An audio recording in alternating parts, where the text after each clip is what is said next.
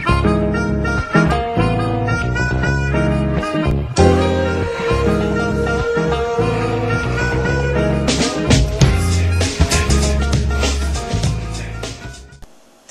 everybody, welcome to Cooking with Kay. I'm really excited to come to you this week because I am fulfilling my promise. Last week I said next time I would come to you, I would do a meat dish for you.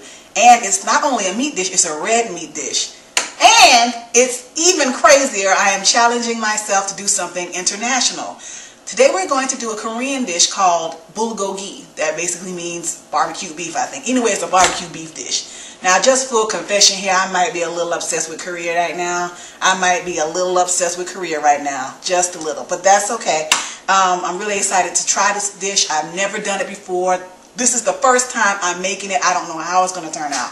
So, we're going to do the bulgogi, and for my side this week, we're having white rice. I know I'm usually down with the brown, but I figure if I'm making a Korean dish, it should be white rice that goes with the dish.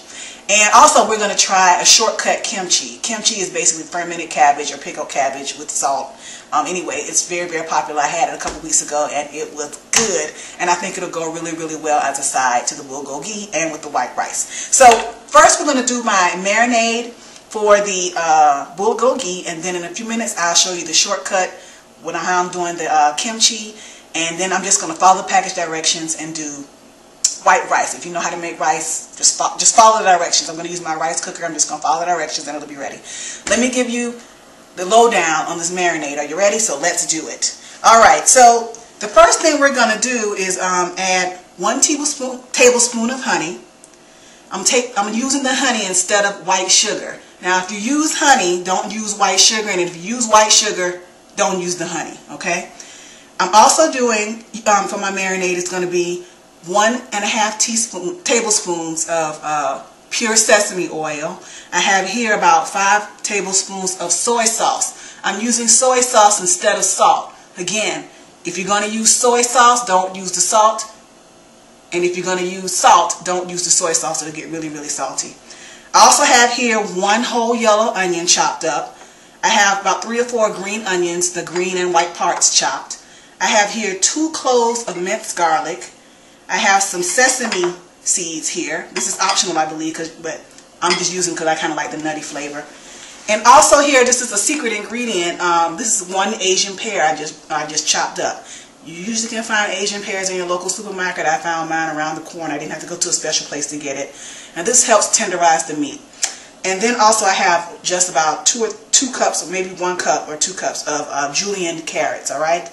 And of course I have here about almost 2 pounds of sliced beef, and you can use whatever cut you want.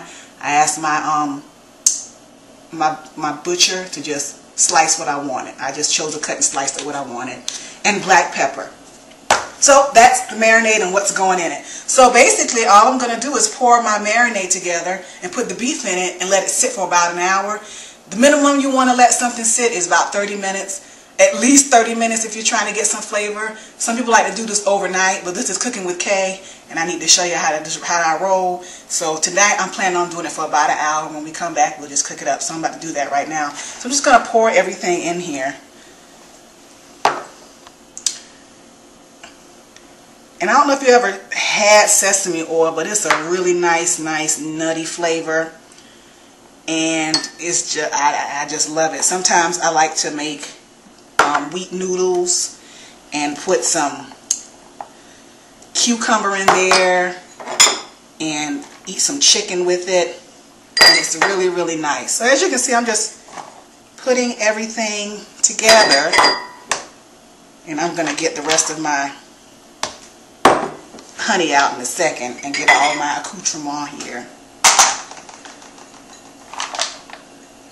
And just get everything together.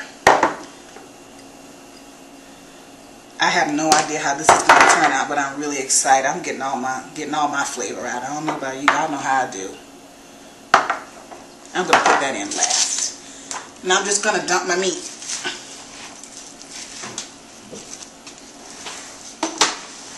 Your hands are your best friends, your best tools. So I'm just going to get all this in together.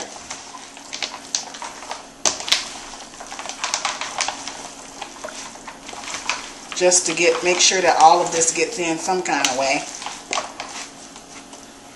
I forgot the pepper. And pepper my beef. And I'm just going to put a lid on it, shake it around, and put it in the refrigerator for an hour. When we come back, I am going to show you the real simple way to make kimchi. Actually, I'm making a shortcut. I'm giving full disclosure. But when we come back, that's what we're going to do. And I'll see you back in just a moment. And so now I'm going to show you how to do the kimchi, or at least get it started. It's very simple. I actually went to the my nearby Asian market and found a little shortcut because they ran out of kimchi. My original intent was to just buy some kimchi and put it on the side, and they didn't have any, so the lady was very nice, and she told me what I need to kind of start the kimchi, and gave me a really good shortcut. So what you need, really simple. Now, kimchi again is a Asian side dish or a Korean side dish. It's basically cabbage that has been salted, left to sit in salt water, and then it usually ferments, and it's very spicy. So for my shortcut, I have a kimchi base, and we'll use that later. But to get started, you need 1 head of napa cabbage. You can see it looks different from the type of head that you get. It's not a head, it's more elongated. And so you're just going to pull these leaves off and lay them in the salt water. For 1 head of napa cabbage, you need a 1/2 cup of salt and 2 quarts of water. So I'm just going to peel these leaves off. And you don't have to cut them. I guess you could cut them if you want to. But generally, when I've seen kimchi, it's cut up afterwards, I guess. And usually what happens is people have their own versions of kimchi, and I think no 2 kimchis are the same really. Every family kind of has their own recipe.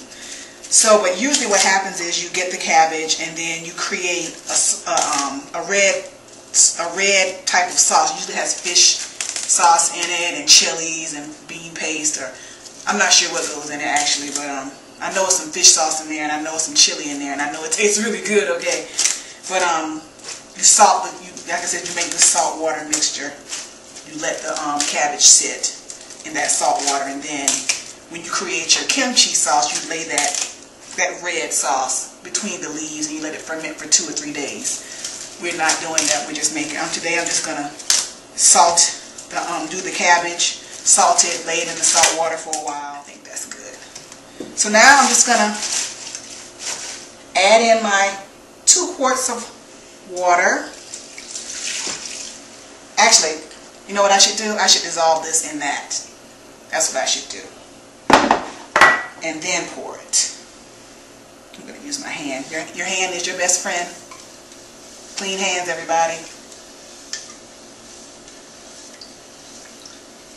And I'm just going to pour this salt water mixture. And I don't feel any more grains of salt. I'm going to pour this mixture over the cabbage. Now the lady told me I only need to do this for like 30 minutes. It only needed to soak about 30 minutes. But I'm going to let my meat and my cabbage kind of do their thing at the same time.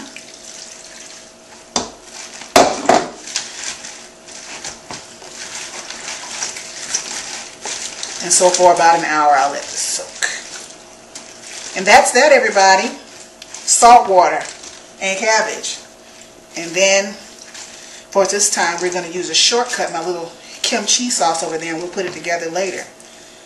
So now we're just kind of waiting for everything to do its thing, and when we come back, I'll cook the bulgogi, and I'll finish up the kimchi, and we'll serve it with that white rice. Alright, so we'll see you actually in about an hour, but to you it'll only be like, 1 second or something. See you in a few. How am I gonna live my life if I'm positive? How am I gonna live my life?